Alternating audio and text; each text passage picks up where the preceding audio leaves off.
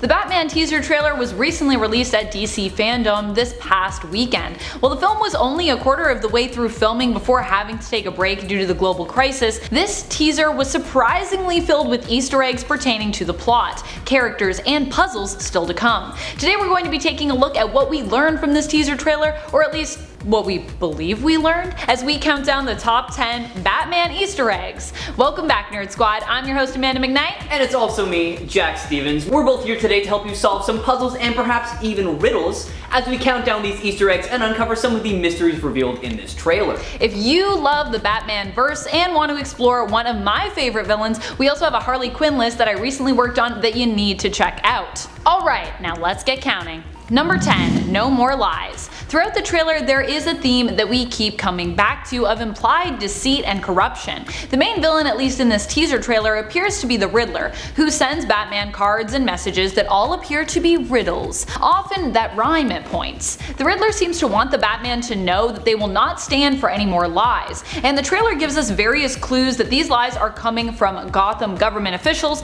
but the Riddler also lets on that Batman is somehow involved in this, though whether or not Batman's involvement has to do with his identity as Bruce Wayne and the Wayne family name, or being unknowingly corrupt somehow as Batman, we have yet to find out. This is a riddle that will need more clues before we can solve it for certain. Number 9. Commissioner Gordon. Now, more of a cool fact than the Easter egg per se, but nonetheless, fans everywhere were very happy to see a new Commissioner Gordon on the big screen, portrayed by none other than Jeffrey Wright. Now, just in case you need a bit of a refresher, James Gordon is the police commissioner of Batman's home city of Gotham City.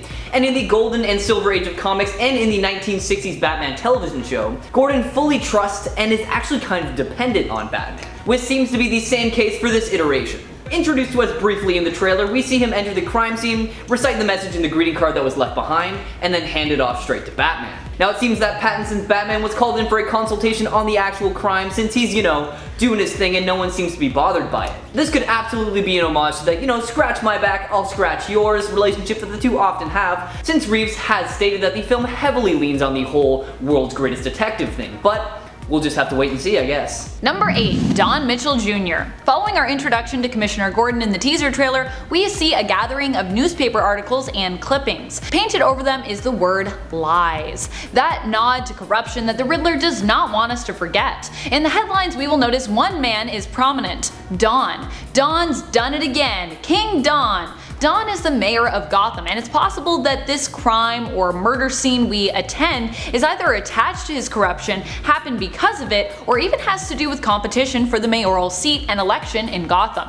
Number 7. Crime scene. Another notable area is seen during the crime scene portion of the trailer. We get a clear shot of one wall which shows some framed news clippings, awards, and what appears to be some pretty official looking documents. There's also blood splatter on one of these framed documents, implying that this is more of a nondescript murder scene, but is in fact a murder scene nonetheless. But who was murdered? Well, based on the clippings and awards, one clipping which mentions notable crime boss Sal Maroni and another which mentions King Don. This is either Mayor Don Mitchell himself who's been murdered, or someone close to him, such as perhaps another government official or someone high up in Gotham's police department or justice system. Based on the funeral scene we see later, however, it is more likely that it is none other than Don himself who is the victim here, but just why was he targeted? Guess we'll have to see. Number 6. Two-Face. In the teaser trailer, during that peek into the crime scene that Gordon is investigating where Batman is present, whether or not the crime scene is actually a murder scene wherein Don Mitchell Jr. or some other government or police official was killed, we also get a notable Easter egg linking us to another villain: Two-Face. He's got two faces. That's why I did that. One of the newspaper clippings that is framed on the wall has a headline that reads, "Maroni Drug Bust." Sal Maroni, for those who may not be aware, is the name of the mob boss in the comics who throws acid on Harvey Dent's face during a court trial, turning him from one of Gotham's guardians of justice to the mentally ill supervillain known as Two-Face. Number 5. Court of Owls. Now, if you weren't paying close enough attention, then, like me, you probably missed this one on your first watch through of the trailer. But if you've got razor sharp reflexes, try and pause the trailer just before the greeting card that contains the Riddler's riddle is open, and take a look at the design on the front. It's an owl and a skull. Hardcore fans have been theorizing that this means that the Court of Owls will either play a role in the movie in some way or just be present in the world. Now, if you're not too familiar with them, the Court of Owls is an ancient conspiracy, also known as the Tribe of Judas or the Parliament of Owls, that has controlled Gotham City for centuries. To carry out their dastardly deeds, they send out highly trained assassins known as Talons, and not a whole lot is known about them because in Gotham City, their legend is only passed down through nursery rhymes and folklore. Could this be an actual Court of Owls reference? Is the Riddler just trying to throw Batman off his trail? Either way, it's hinting at some serious corruption in Gotham, and it's opening up the possibility for some absolutely fun and terrifying storylines down the road with this iteration of Batman, and I am 100% here for it.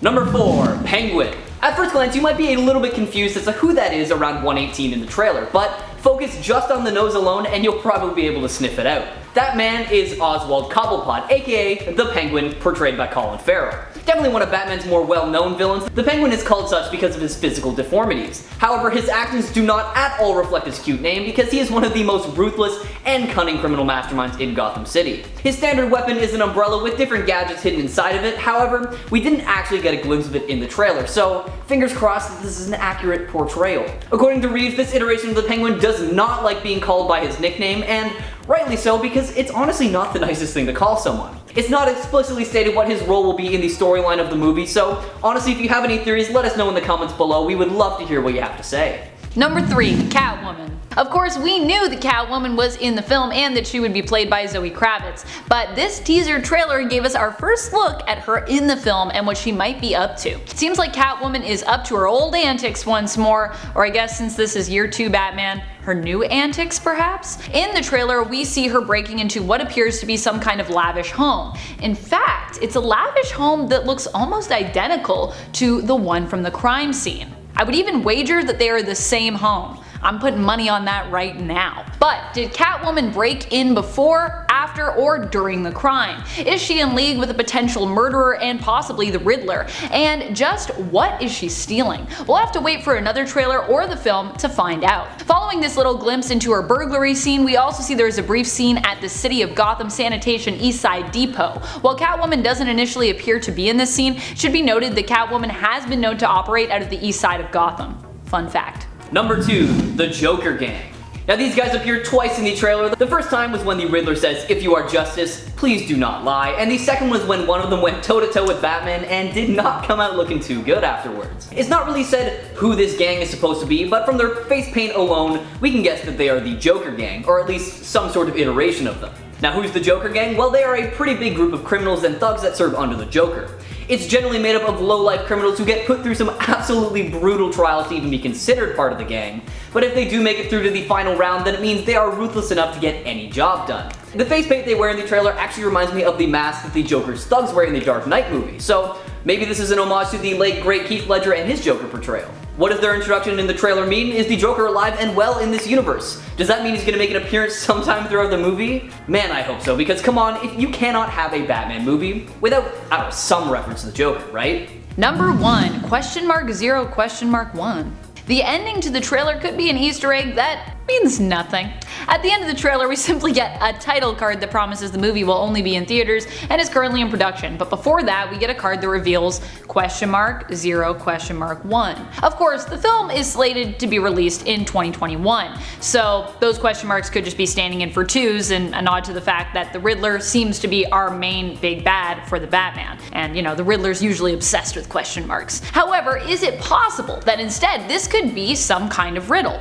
You'll notice there is no coming soon above that supposed year date, or no indication that this is just that, a year date. Is it possible that this is some kind of code, or that the question marks imply that the film may be set in a different period other than the modern day of 2021, either somewhat in the future or perhaps in the past? Let me know if you have any theories about this strange title decision from the trailer, or if you think fans are definitely just overthinking this as a simple year date. I do have a tendency to overthink Easter eggs, but there it is. That'll be it for this video, everyone. Let us know in the comments below some of your favorite points and Easter eggs in the trailer. Amanda and I are both super excited for this movie to come out, and we would honestly love to hear what you all have to say. If you're not already subscribed to us, hit that subscribe button so you can stay up to date on all the nerdy things that we do have to say. And honestly, while you're at it, why not hit that notification bell so you know whenever we upload a video. Now, as always, my name is Jack Stevens. And I'm Amanda McKnight. Make sure you all stay nerdy, my friends, and we will see you both in the next video. Bye-bye. We're gonna be like, it's nothing, you're crazy. Like, no, it's fine, it's everything. It's everything.